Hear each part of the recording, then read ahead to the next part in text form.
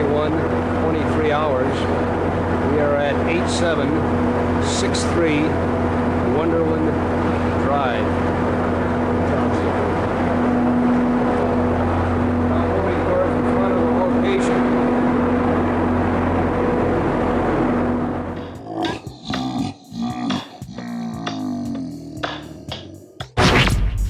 I know you gonna dig this.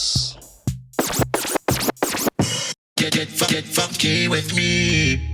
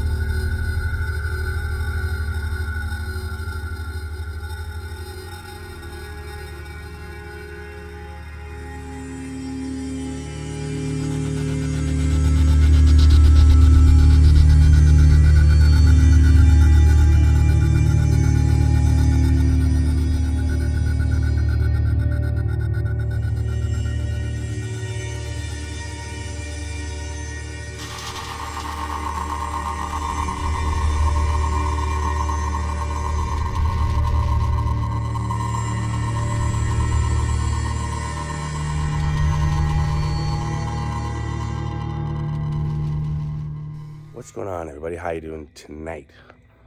And it's October 1st, right? Yes. October 1st. So this is the start. I'm doing a bunch of videos throughout October. I always do like true crime and haunted places, but this time for October, like I've always done before, a few more. Because October is scary time, right? And now you might be wondering, who am I talking to? Why is this light so bright? It's crazy. Christina is here with me. Hi. You might remember her from the License to Drive video and another video coming up, and another one too, I think. But we're here on Wonderland Avenue, and you don't know anything about what I'm about to tell you, do you? No. No. You, I gave you some homework, and then you didn't really do it. I read some. You read some, and you stopped because it was freaking you out. Yeah. So now I'm going to tell you this story briefly, and then get more into detail, because we're on Wonderland Avenue at night. It's just after midnight, and we're walking to the house where the famous 4-on-the-floor murders occurred. Now I'm going to turn the camera on you, and I'm going to get your reaction, because I want to see what you think about what I'm going to tell you what happened here, okay? Now, Christina, you're on a bit of a cloudy light. Now, I've got this huge ring light up here in the Hollywood Hills. Now, first, let me get your... I was saying on my video I did about pop smoke in the Hollywood Hills, and I did that at dusk. This is late at night. Am I right? Is the Hollywood Hills, they are creepy. It's creepy out here. Yeah, right? Yes. It's so quiet, and it's just so haunting. Mm-hmm. There's something weird. And you and I were talking as we were driving up. It's small, crooked streets. You got to wait for the other person to pass. There's nobody coming up and down this street right now. And what else did you say? Just weird shit happens up here. Weird shit. Weird shit happens in the Hollywood Hills. There's a chill in the air. Yeah. It's October. It's creepy. It's quiet. Yeah, and I'm not making it up. Like it really, and same with Beverly Hills. When you drive through at night, it's as beautiful as it is during the day. It's just something sinister or creepy about the place, right? Yeah. Don't you find that? Yes. Yeah. So we're gonna walk right down this hill, right down here. So you have no idea really what happened here. I don't. Okay, I'm gonna tell you right now. So Christina, famous 4-on-the-floor murders happened right down here on Wonderland Avenue. John Holmes, very famous porn star in the 70s. By the early 80s, he was a bit of a basshead. He was really hooked on drugs.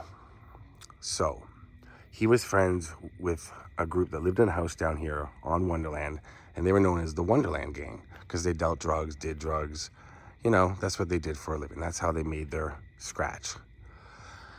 Now, what happened is John Holmes was in such a bad spot with them. He owed them money, and he had a way of getting them some money. He said he knows a guy named Eddie Nash, and Eddie Nash was a restaurant club owner here in LA.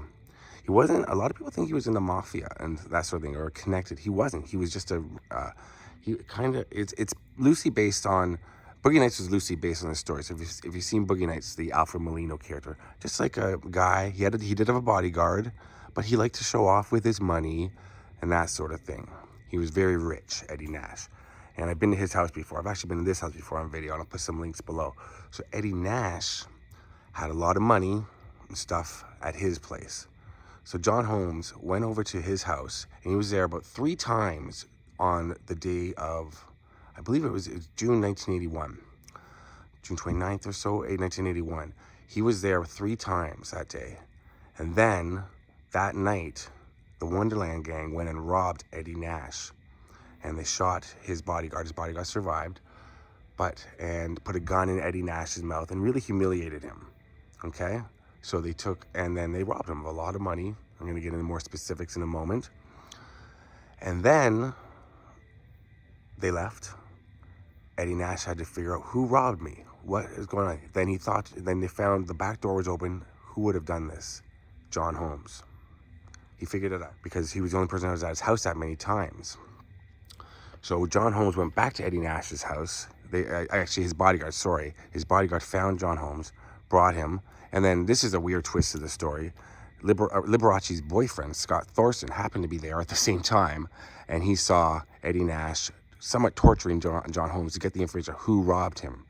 So John Holmes eventually gave up the names and the address of where these people were staying, and it's this house here, just down here, about half a block we're gonna walk.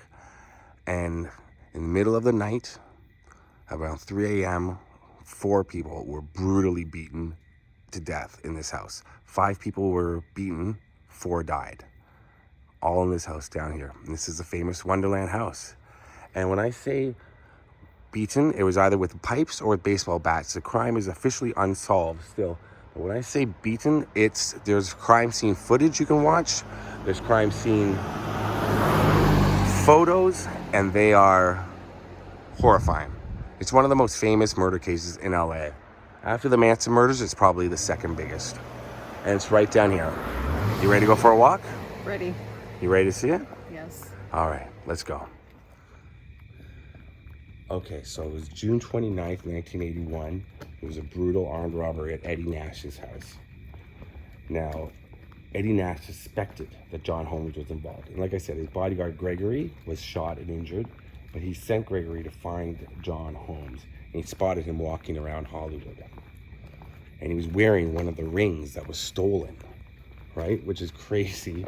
And then, like I said, Liberace's boyfriend apparently was there. What are we looking at? Just some creepy houses. So he figured it out. He tied him to a chair, and he threatened to kill his family and all this stuff until he gave up who robbed me. And John Holmes gave up the names. So it was about 3 o'clock in the morning on July 1st, 1981. It was 2 days later.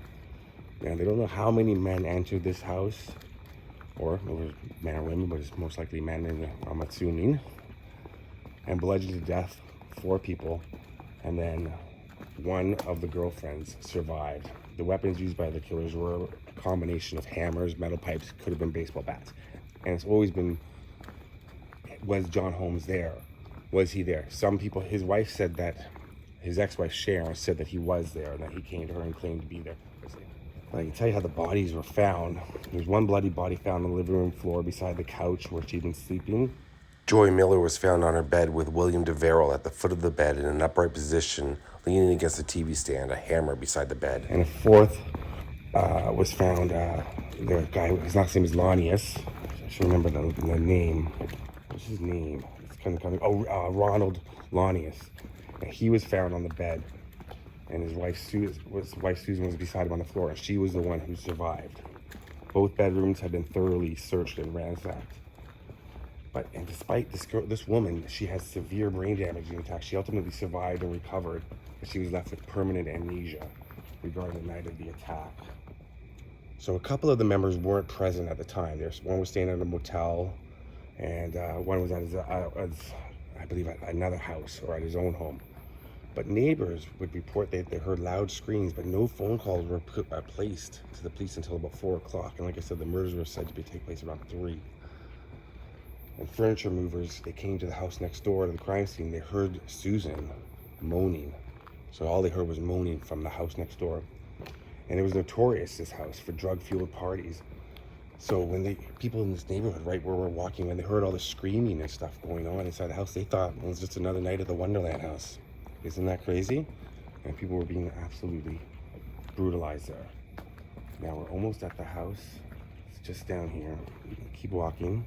So the initial theory about the murders was centered around John Holmes, and his left palm print was found at the crime scene. But like I said, he denied being there, but then his wife said that he's told that he was there, but a handprint was found there. So he was arrested and charged with 4 counts of murder in March of 1982. And the prosecutor attempted to prove that Holmes was a willing participant who betrayed the Wonderland Gang after not getting a full share of what was robbed from Eddie Nash's house.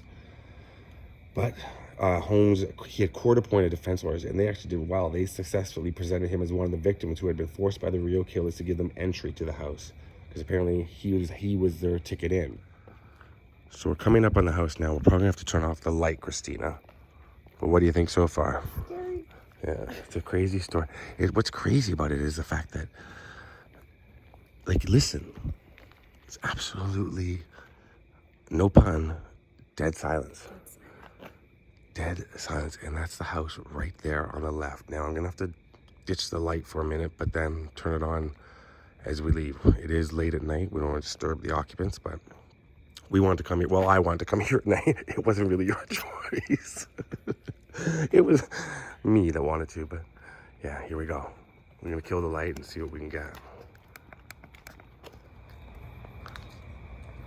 And there's the house right there.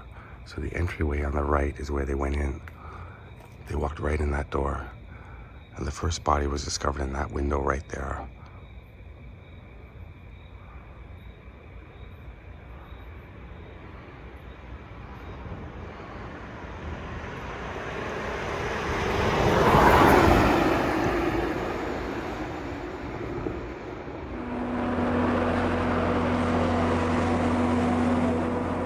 Now moving up the stairs. Northwesterly direction to the front entrance on the residence.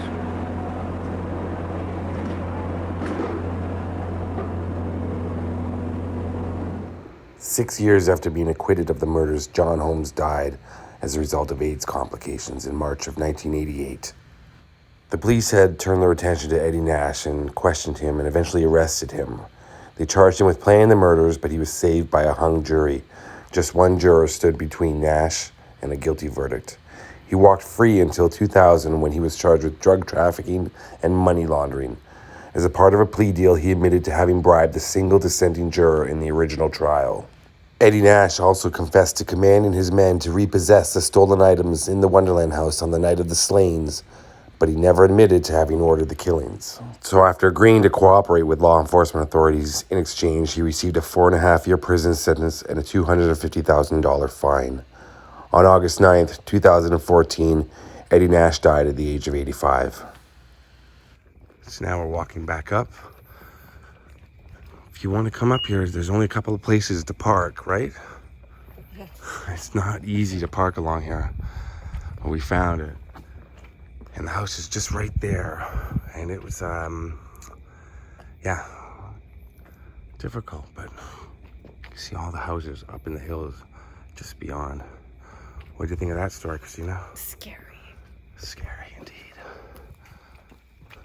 And even those noises around us, it's so weird. And the way my light, I don't think my light is possessed or anything.